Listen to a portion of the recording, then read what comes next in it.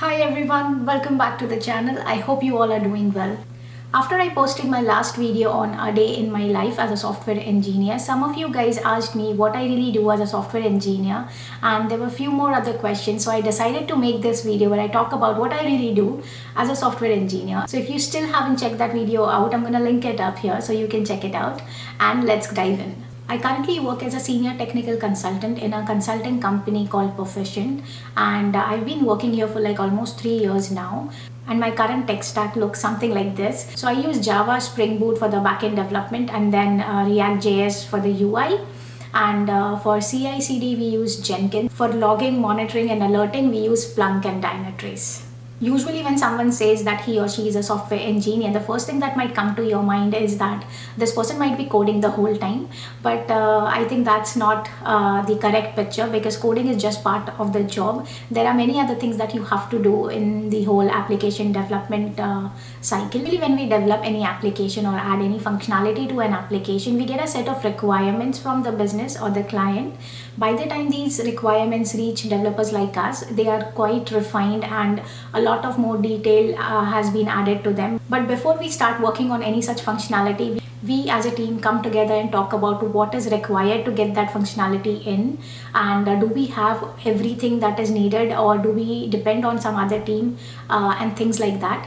Once we have answer to these sort of questions, then we talk about how can we implement it. So for example, suppose there is a web application already out there where a user can log in, and every time a user logs in, they get some rewards or some points for daily check-ins. Like you might have seen it on LeetCode. When you daily log in, you get some points that you can use later on that web application. So, and suppose this is the functionality that we have to add in. So even before I think of writing a single line of code for this functionality, I first need to understand and analyze the requirements and see if I have all the information that I need. So for example, like what kind of users are eligible for these rewards? Is it like everyone who's there on the website, or it's just for premium members? Does these reward points have any expiry, or can these reward points be used in any other platform that is associated with this application? What is the minimum number of points you need to have before you can use them, and so on. So these are all requirement specific questions. So once these requirement specific questions are answered, we get an idea of what is the scope of that functionality, how much time we think it will take to implement it, and should we reduce it into small pieces of functionalities, or can we deliver that whole functionality in that specific duration of time. So we as a team analyze answers to these all questions and discuss on what needs to be done. After this is done, we talk about how to implement this. Like, do we need another class? Do we need to add a new table in the DB, or is there anything else that we need to do? Do we depend on any other team to get this information from somewhere? So all these kind of questions are answered. So this whole discussion and meeting is called functionality grooming or story grooming, and we have this like almost twice or thrice every week, where we try to go through all the functionalities that are coming in and try to have all these questions answered, so that we have a lot of stuff ready to pick up and we can start working on it directly. So I guess around 20% of my time goes into these kind of discussions, and there are other meetings where we collaborate and come together as a team to do several other things. Like if there is any issue going on, so we need to fix that issue. If there is any improvement that we as a team think that we can make in the application, so we come and discuss that. So there are several other meetings. So if I include all that, it's like around 20% of my time goes into all these kind of meetings.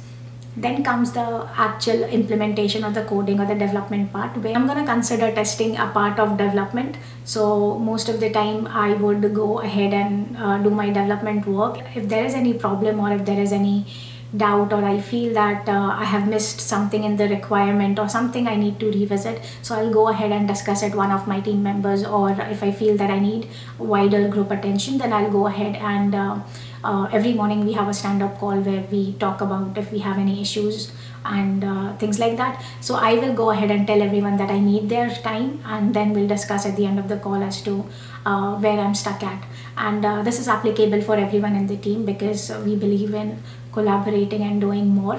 So once the actual coding, testing, and all this thing is done, we need to give a demo to our product owner, where he will analyze the functionality and make sure that it is meeting the requirements that was given to us at the start of the story or the functionality. Once the functionality is ready, I will go ahead and deploy it on one of our environments, and this is usually done through the CI/CD pipeline. So that's where Jenkins come into picture, where we already have certain pipelines that we as a team had developed, and we use those pipelines to deploy on various environments. We test it on different environments for a certain duration of time. Then it goes into production environment, where we say that the functionality is delivered.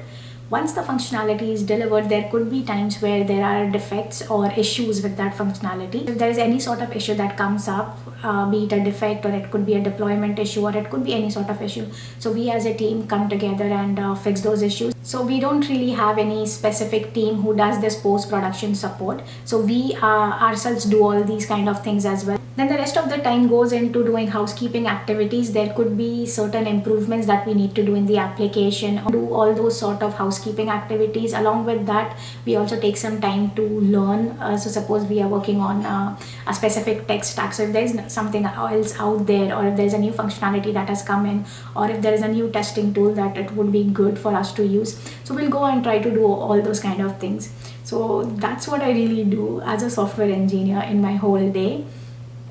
I think I've covered almost all the points. If you think I've missed something, then just let me know in the comments. So before we dive into the questions, let me get this out there, that no two software developers will have the same thing or the same job description unless they are part of the same team and the same project, because these things differ between teams and companies and projects. So it would be hard to generalize things as such. Also, not all teams or projects have to do everything on their own. I'm part of an agile cross-functional team where we do everything on our own. We don't depend on any other external team for any sort of application development activities. We might be using APIs from different teams, but other than that, we don't depend on other teams for any other thing. So let's get into the question. So there was this question as to can you shed some light on what language do you do and what kind of task can be part of your role? This was by Serpentine Fireball.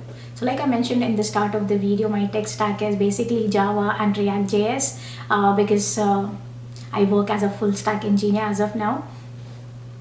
And what kind of task can be part of my role? So as of now, for my role, I have to be part of all the requirements meetings and all the discussions that goes on into the team. I do regular development work, so I work on backend and UI both because I'm a full stack engineer. And then I also do post-production support. So every 2 weeks, there is a new person who's on support. So when I am on support, if there are any issues or defects or anything coming up, or if there is any deployment, so I have to be part of all those things as well. I hope that answers the question. Then there's this question by Ozzy Like. Sorry for this question, but is it normal to find programmers aged 55 and over? I would say why not. I don't think there is any age requirement for getting a job as a programmer.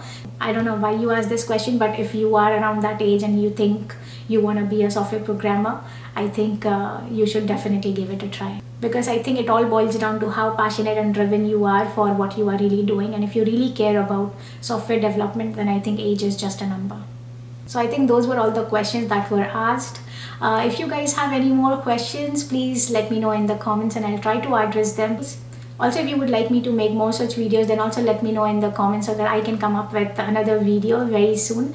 And as always, thank you so much guys for watching. If you're new to the channel, consider subscribing. And if you've liked the video, if you have watched so far, then please give a big thumbs up.